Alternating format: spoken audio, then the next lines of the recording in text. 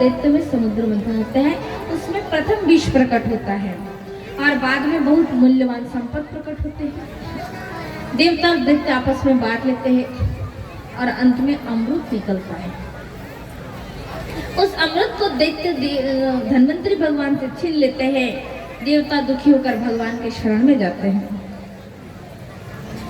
तब भगवान उसी समय विष्णु भगवान दैत्य को मोहित करने के लिए सुंदर एक नारी के रूप में प्रकट होते हैं और उसी नारी का नाम होता है मोहिनी।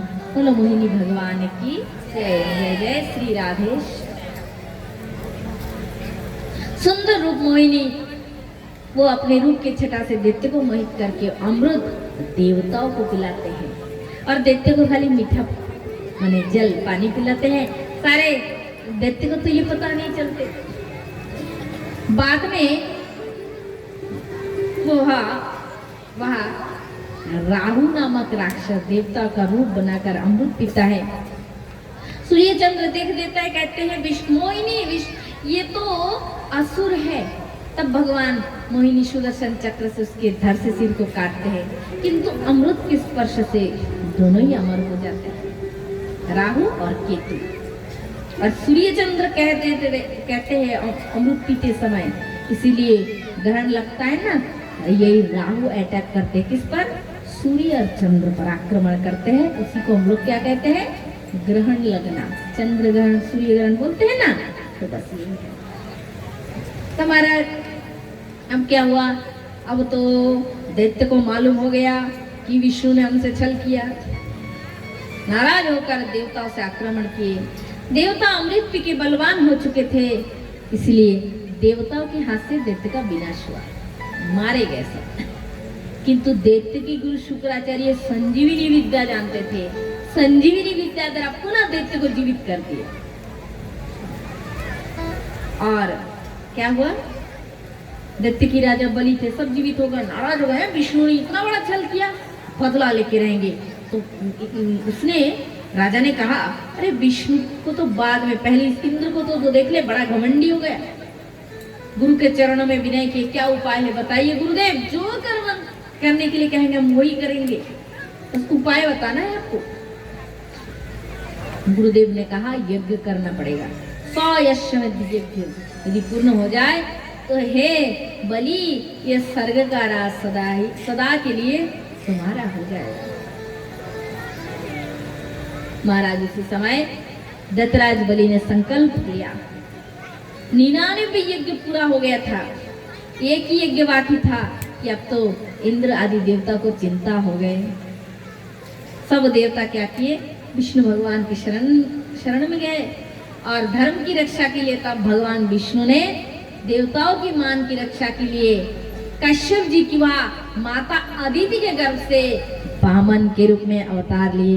बोलिए वामन भगवान की जय। जय जय श्री राधे। बड़ा सुंदर बटुक वामन भगवान, कमंडलधारी सुंदर वामन भगवान बलि जी की यज्ञशाला की ओर चल पड़े।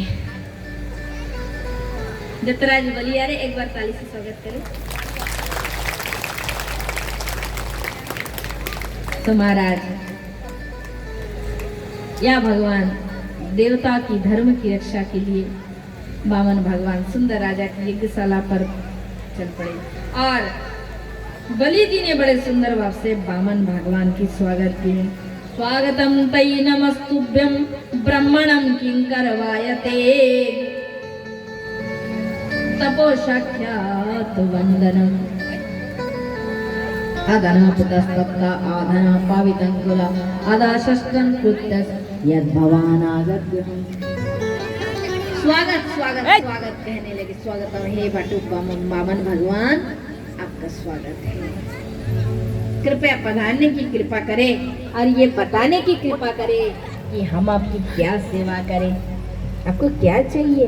धन चाहिए, घोड़े चाहिए, हाथी चाहिए, जो भी चाहिए आप हमसे मांगे।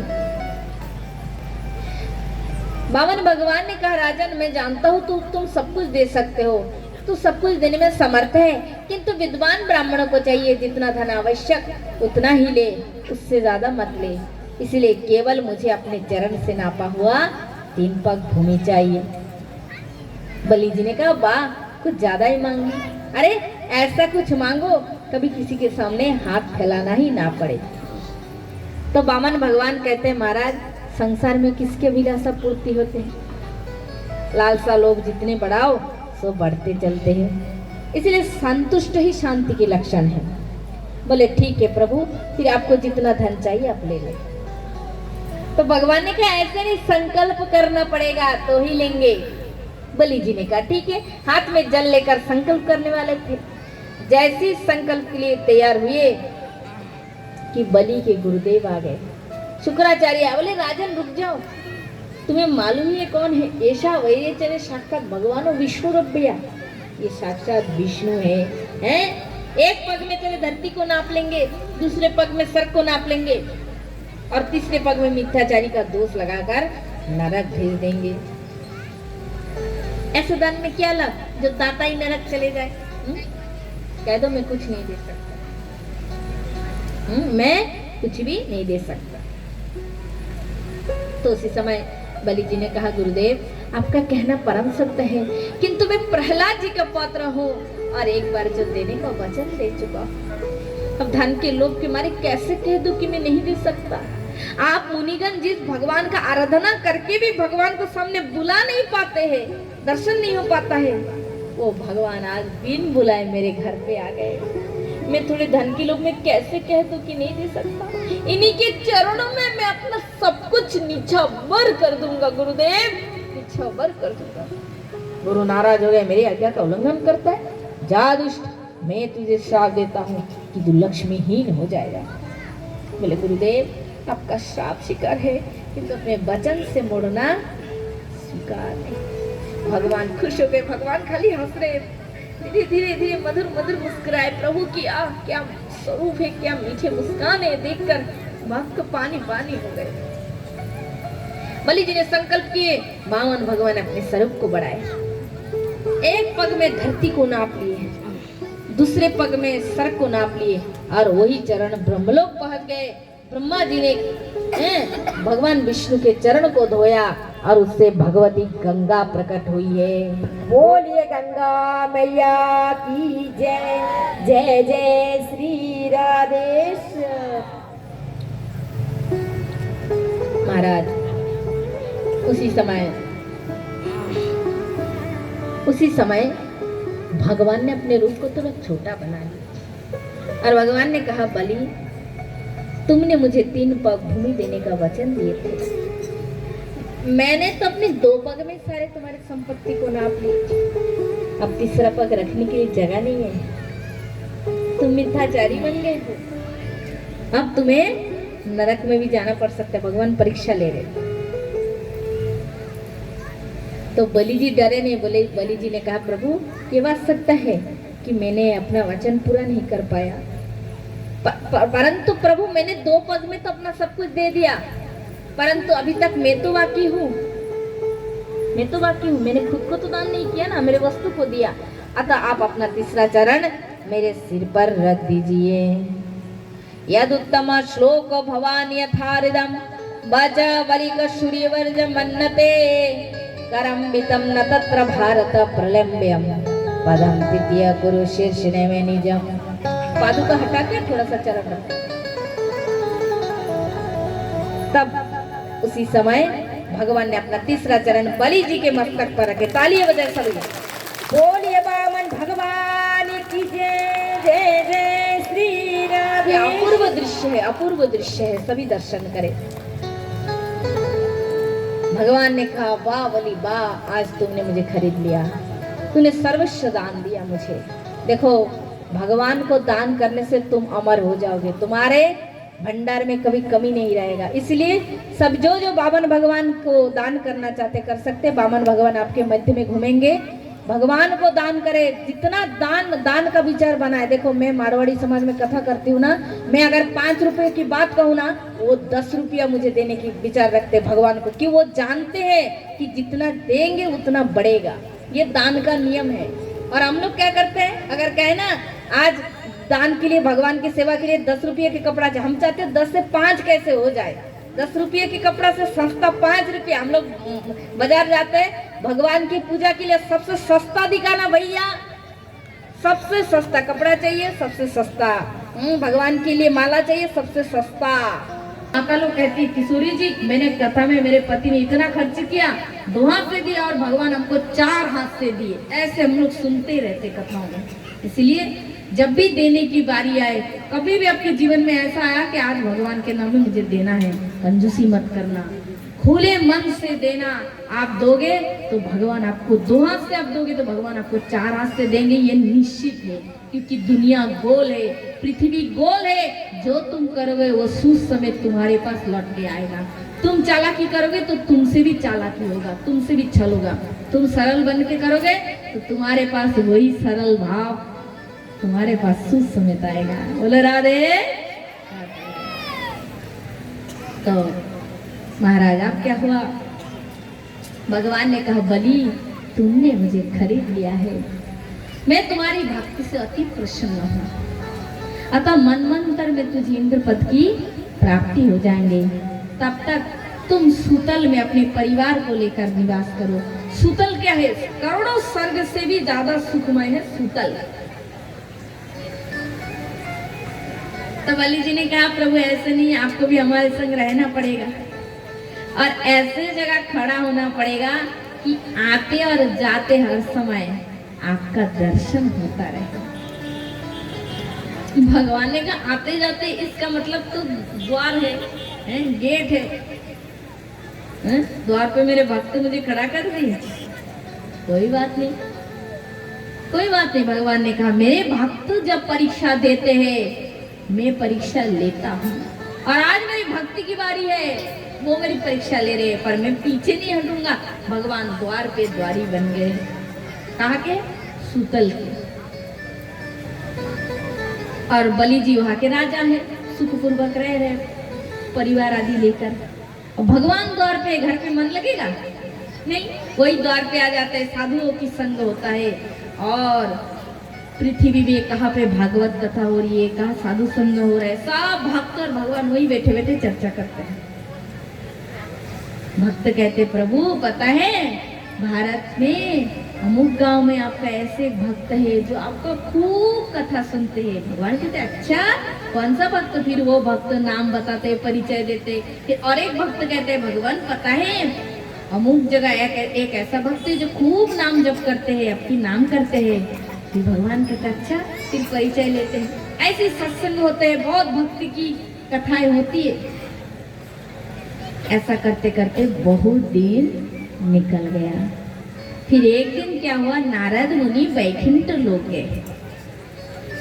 नारद मुनि बैकुंठ गए तो माता लक्ष्मी ने बोली नारद मुनि क्या बात है, मेरे प्रभु नारायण कहाँ चले गए? बहुत दिन हो गए उनका दर्शन नहीं होता है। तो इसी समय नारद मुनि कहते हैं माता आपके जो पति है ना, पति, उनको बलि जी ने द्वारपाल बना दिए, अपने द्वार के द्वारपाल बना दिए। बोले कहाँ पे? बोले सूतल पे। यदि आप अपने पति को चाहते हैं ना तो आपको भी पाताल में जाना पड़ेगा, सूतल लोक में। लक्ष्मी जी ने सोची सत्य है, पति को पाना है तो वहां तो जाना ही पड़ेगा। तब उन्होंने एक दासी के रूप बनाई।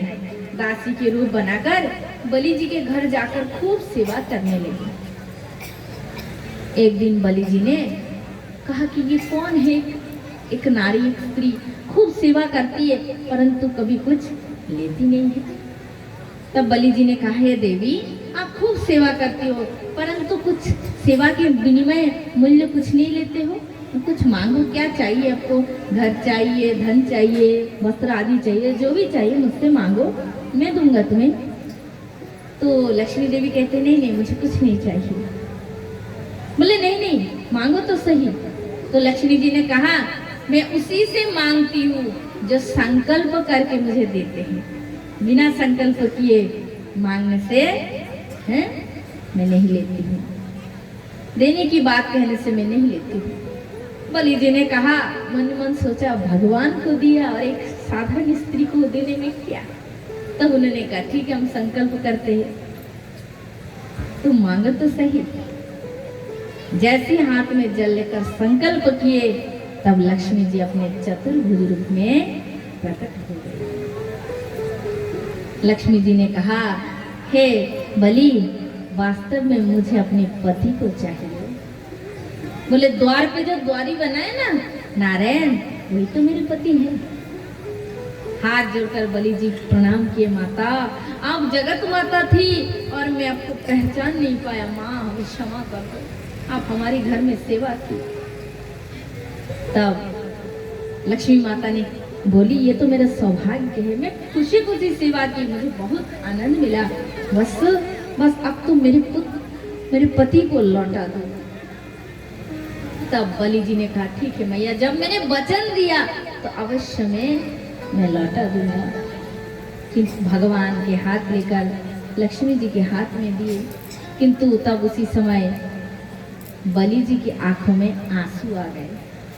बलि जी के आंखों में आंसू आ गए, मेरे प्रभु आज मेरे लोग छोड़कर चले गए। तब उसी समय भगवान ने कहा, रोना नहीं, मैं अपने भक्तों को कभी दुखी नहीं देख सकता। कभी आप कहेंगे कि सुदामा इतना कष्ट क्यों होगा, वो सुदामा के प्रारब्ध में था। भगवान किसी के प्रारब्ध नहीं काटते। अगर भगवान किसी के कर्म का फल काटने लगेगा ना, तो लोग मन मर्जी पाप करने लगेंगे। बोले भक्ति करते ही भगवान तो पाप काट देंगे, भगवान के पास जाएंगे तो मन मर्जी पाप करने लगेंगे। इसीलिए भगवान ने निश्चय किया कि मैं प्रारब्ध नहीं काटूंगा, प्रारब्ध भोग करने के बाद ही मैं अपने भक्त का कल्याण करूंगा। इसलिए भगवान क्या किए, बलि जी की रोते अवस्था को देखकर भगवान ने कहा, बलि तुम शोक मत करो। जब चातुर्मास के समय आएंगे, चातुर्मास होते हैं ना, वर्षा ऋतु के समय 4 महीना चातुर्मास पालते संत महात्मा लोग। नदी में जल बढ़ जाते हैं, चारों ओर पानी पानी रहते, तो साधु महात्मा लोग क्या करते हैं, एक जगह बैठकर भजन करते, 4 महीना भक्ति करते, उसे कहते हैं चातुर्मास। भगवान विष्णु कहते हैं कि हे बलि, जब चातुर्मास होंगे ना और धरती पे, उसी समय में वैकुंठ लोक से तुम्हारे सुतल में आऊंगा और यहीं पे तुम्हारे पास रहकर साधु संग करूंगा। जब बलि जी ने जाना कि प्रभु मेरे पास आकर रहेंगे, तब वे शांत हुए और भगवान को विदा किए। और इधर भगवान माता लक्ष्मी को लेकर पुनः वैकुंठ लोक प्रस्थान किए। आज भी संत का कहना है कि आज भी भगवान सूतल में बलि के द्वारपाल बनकर खड़े हैं और आज भी वहीं पे भक्त का संग लग रहे हैं। किंतु जो भाग्यवान भक्त होता है, उन्हें इसी का दर्शन होता है। जैसे कथा होती है ना, तो यहाँ कथा में कौन कौन आते हैं, प्रहलाद आते हैं, ध्रुव आते हैं, उद्धव आते हैं, बलि आते हैं, सब आते हैं। भागवत में लिखा है साफ शब्द में, प्रहलाद अस्तालधारी तरलगति तथा च उद्धव काश्यधारी विनाधारी शर ऋषि शर कुशलया राग कर्तार्जुन इंद्रोवादि मृदंगा जय जय शुक्रा कीर्तन ते कुमारा यत्तग्रे भाव वक्ता सरसर चनया व्यास पुत्र बहु। जहाँ कथा होती है वहाँ स्वयं वेदव्यास आते हैं, सुखदेव मुनि आते हैं, परीक्षित जी आते हैं, प्रहलाद आते हैं, अर्जुन आते हैं, इंद्र आते हैं, उद्धव आते हैं, समस्त देवता, समस्त भक्त और ऋषि मुनिगण आते हैं और गुप्त रूप में बैठकर भागवत कथा सुनते हैं। इसलिए ये भागवत कथा के जो पंडाल है ना, उन महात्माओं के चरण धूलि से धन्य हो जाता है। सब दिव्य शक्ति आते हैं। इसीलिए हमें चेष्टा करना चाहिए। लोग कहते हैं कथा हो रही है, जाएंगे लास्ट दिन जाएंगे, कोई कहते हैं शादी वाले दिन जाएंगे, कोई कहते हैं जन्मदिन आने दो उसी दिन जाएंगे। नहीं नहीं नहीं, ऐसे मत सोचना है, ऐसा मत सोचना कि तब जाएंगे। चेष्टा करनी चाहिए पूरी कथा हम श्रवण करें।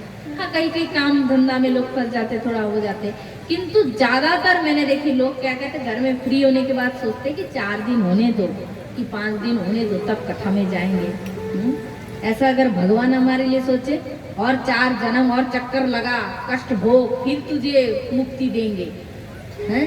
हमारी बारी में जब कमी आता ना, हम मुख सुखा देते हैं, और हम वैसा कर्म करने लगे तो अपना दोष हम लोग विचार नहीं करते हैं।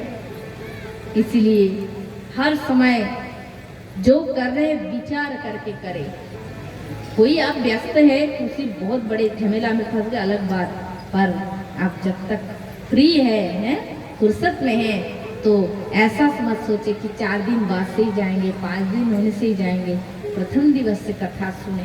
प्रथम दिवस ही तो कथा के बीज हृदय में रोपण होता है। अरे बीज नहीं होंगे तो पेड़ कहाँ से होगा? बीज नहीं होंगे तो पेड़ कहाँ से होगा? भागवत के प्रथम दिवस की कथा ही श्री कृष्ण के चरण है। द्वितीय दिवस की कथा ही भगवान के घुटना है। तृतीय दिवस की कथा ही भगवान के जांग है। चतुर्थ दिवस की कथा ही भगवान के नाभि कमल है।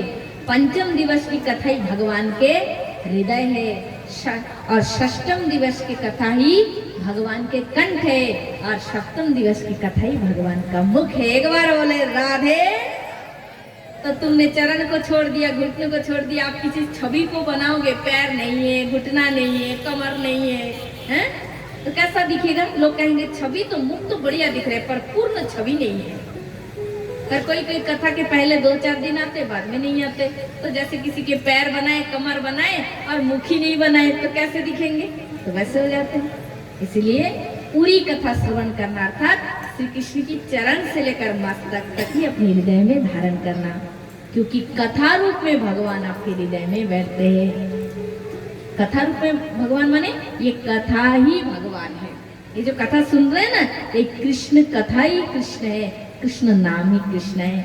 इसलिए जहाँ कहीं भी कथा हो और उस कथा में भक्ति, ज्ञान, इस प्रेम की, भाव की धारा बहे, तरंग बहे, उस कथा में प्रथम दिवस से जाए और कथा श्रवण करे और अपने जीवन को धन्य करे।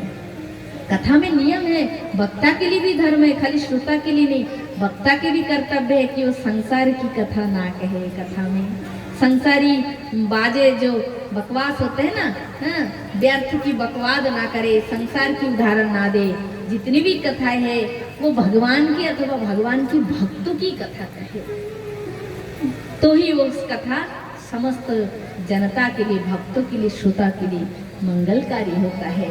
नहीं तो नहीं हो पाता है। जैसे श्रोता को पवित्र होना है, वक्ता को भी पवित्र होना है, उनका मन भी कृष्ण भक्ति में डूबे रहे। तो ऐसे भागवत वक्ताओं से जीव का कल्याण होता है, उस कथा से श्रोताओं का मंगल होता है और भगवान भी प्रसन्न हो जाते हैं। और भगवान प्रसन्न हो गया तो हो गया।